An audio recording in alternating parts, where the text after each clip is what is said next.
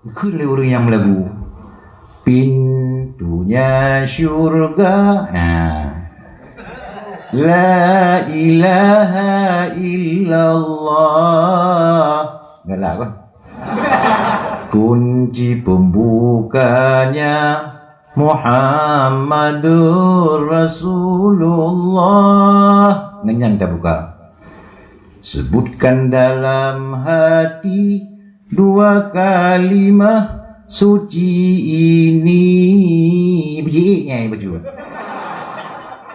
Janganlah sampai lupa dari hidup sampai mati. Pak tetap baca nama yang ada buat. Gua mengatip dia mengatip. Ka, watelis kau ucap kalimah setelah mengatakan la ilaha illallah, tiada Tuhan selain Allah.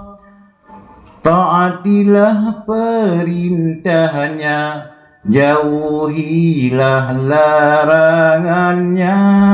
Mbak kalimah la ilaha illallah itu bi.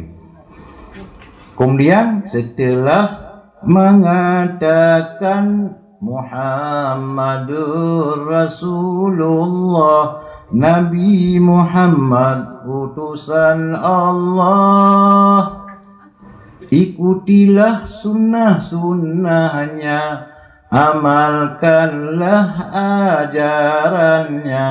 Ketik tu la ilaha illallah Muhammadur Rasulullah, itulah pintunya syurga, itulah kunci pembukanya.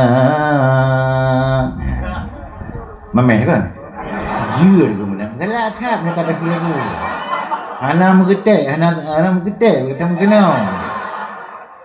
Ya, nampak.